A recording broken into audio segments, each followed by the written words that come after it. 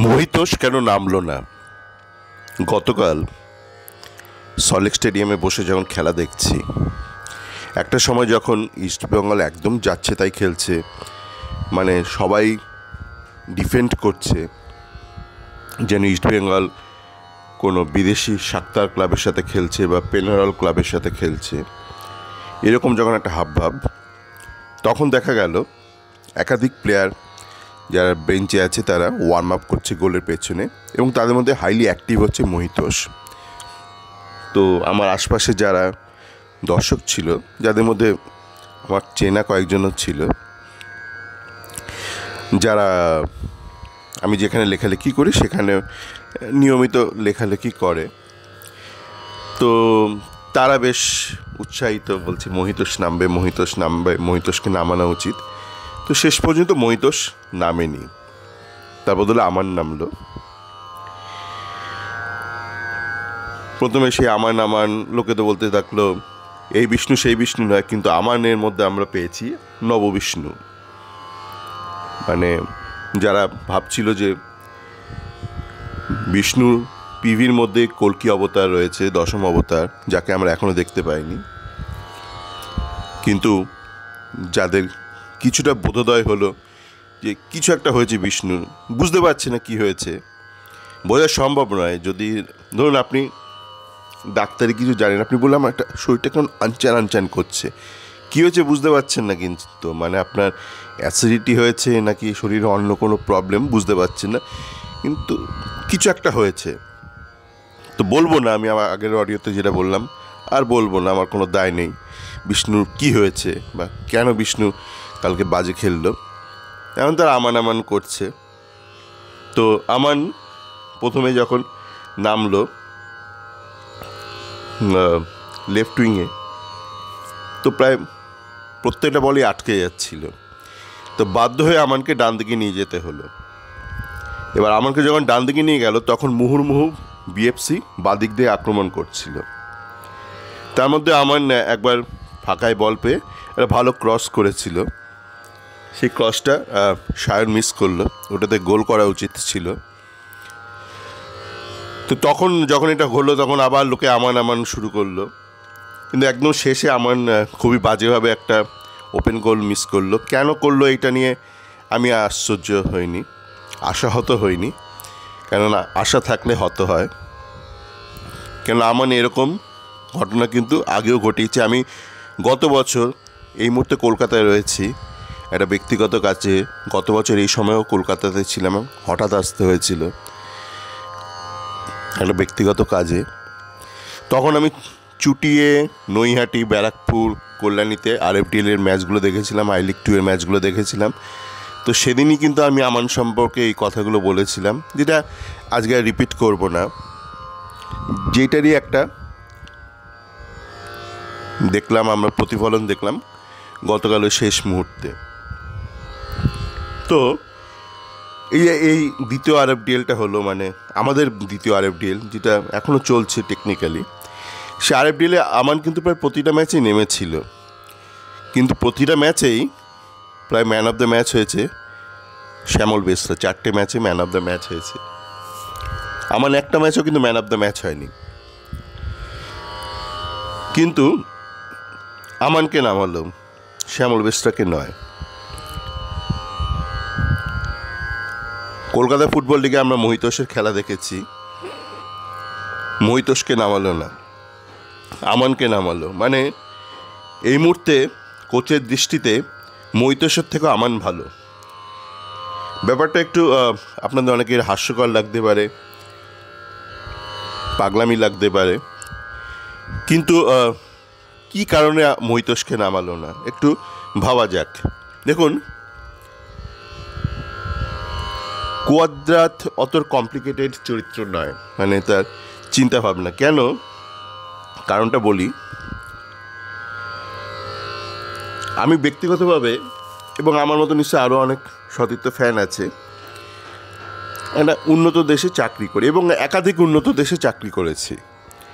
এমন নয় যে আইটির কল্যাণে, মানে আইটির কল্যাণে কি হয়েছে, যেহেতু বিদেশে অনেকে আইটিতে কাজ করতে চায় না, আইটির যে কোডিং কাজ বা কিছু লেসার লেভেল সাপোর্ট কাজ করতে চায় না, অনেকে জনসংখ্যারও সমস্যা আছে।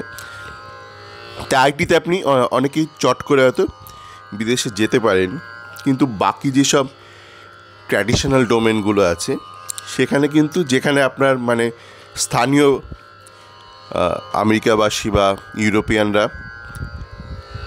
কাজ করে বা কাজ করতে চায়, সেখানে গিয়ে কাজ করাটা একটু চাপের কাজ। তো একাধিক বাঙালি আছে মানে যারা নিজেদেরকে অত ইনফেরিয়ার ভাবে না, সঙ্গত কারণেই ভাবে না, সাফল্য এলে ভাবার কোনো কারণও নেই।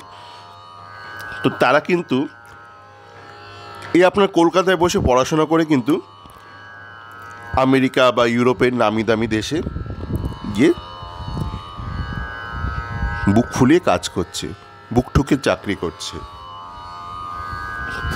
এবং যাই হোক, আমি একাধিক বিদেশে চাকরি করার ফলস্বরূপ দেখেছি, আপনার মধ্যে যদি ন্যূনতম যোগ্যতা থাকে, মোটামুটি একটা স্ট্যান্ডার্ড যোগ্যতা থাকে, আপনি সেখানে একটা চাকরি পাবেনই। এবার ফুটবলের পরিপ্রেক্ষিতে বলি, স্পেনে প্রচুর ক্লাব আছে, ফার্স্ট ডিভিশন সেকেন্ড ডিভিশন মিলিয়ে প্রচুর ক্লাব আছে।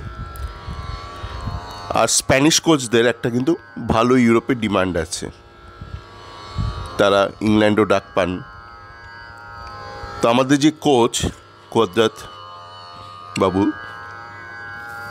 উনি কিন্তু কোনো দিন নিজের দেশে কোনো হেড কোচের চাকরি পাননি। শুধু নিজের দেশই নন, উনি গোটা ফুটবলের প্রথম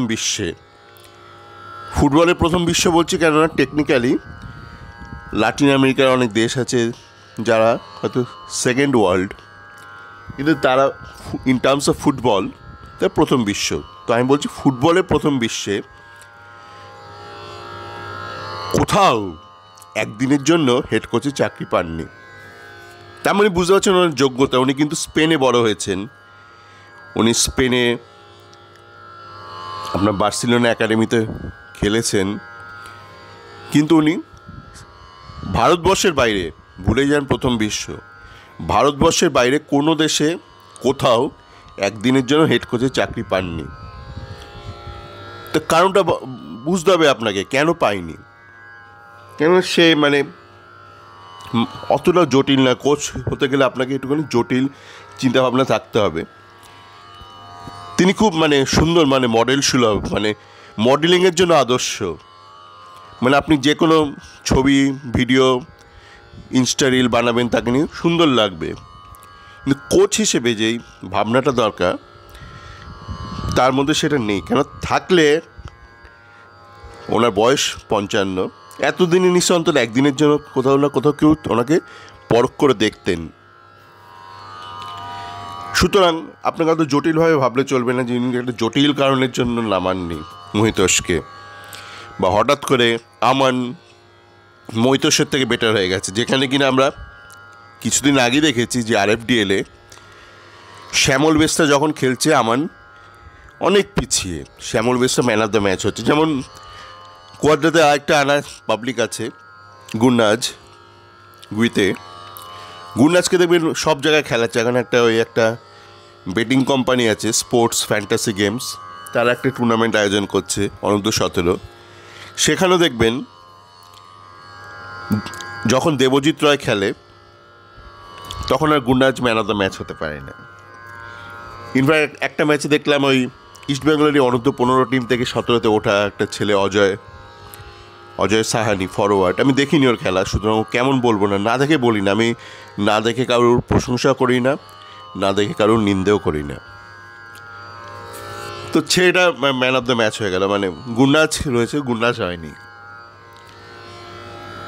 তো কুয়াদ্রাতের যারা ঘোড়া, যাদের উপর কুয়াদ্রাত বিশ্বাস করে বা বাজি ধরে, তারা কিন্তু ওর যারা আস্থা বলে থাকা ঘোড়াদের থেকেও পিছিয়ে, কিন্তু কুয়াদ্রাত তাদের ওপরই বাজি ধরে।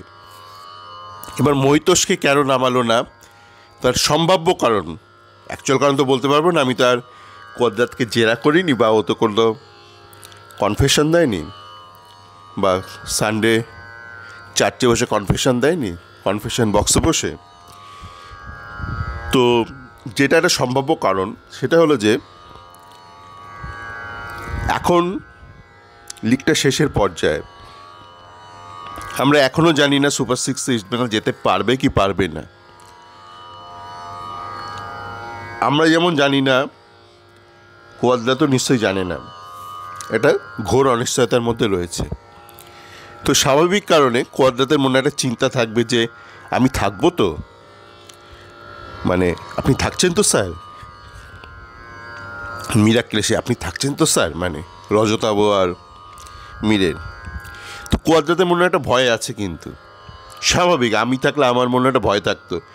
যদিও কন্ট্রাক্ট তো সবার থাকে, সে হাবাসেরও ছিল, হাবাসকে যখন তাড়িয়ে দিল এটিকে, কন্ট্রাক্ট কোচের থাকে, কিন্তু তা সত্ত্বেও তাকে তাড়িয়ে দেয়, তার পারফরমেন্স না থাকে। তো কোয়াদ্রাতের মনে একটা ভয় আছে। এবং আপনারা দেখবেন যে এখন প্রেসের সাথে কথা হলে কোয়াদ্রাত প্রজেক্ট করতে থাকে, আর নেক্সট ইয়ার আমরা অনেক কিছু করবো, এই ইয়ারে যা করেছি তাই অনেক, এই ইয়ারে আমরা যা করেছি তাই অনেক, এই মুহূর্তে যে আমরা ভাবতে পারছি সুপার সিক্সে যেতে পারবো সেটাই অনেক। এটা এখন অ্যাচিভমেন্ট হয়ে গেছে, কোয়াদ্রাতের গ্যারান্টি আমরা ভাবতে পারছি, কোয়াদ্রাতজি কি গ্যারান্টি আমরা ভাবতে পারছি, এটাই ছিল ওনার গ্যারান্টি। কোথায় শুরু করে কোথায় শেষ করে, গ্যারান্টি দিচ্ছে বাঁশের, হাতে ধরাচ্ছে বাঁশ, সরি ভুল বললাম, গ্যারান্টি দিচ্ছে বাসার, হাতে দিচ্ছে বাঁশ।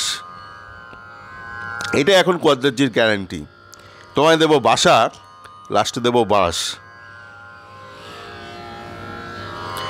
তো দেখবেন উনি এখন বারংবার যখন প্রেসের সাথে কথা হয়, উনি বলতে থাকে প্রজেক্ট নেক্সট ইয়ার, বারবার, মানে একাধিকবার, মানে কিছু না বলে পরের বার আমরা অনেক কিছু করব। এই বছর নিয়ে প্রশ্ন হচ্ছে, উনি পরের জন্ম নিয়ে কথা বলছেন, ভিশন 2047।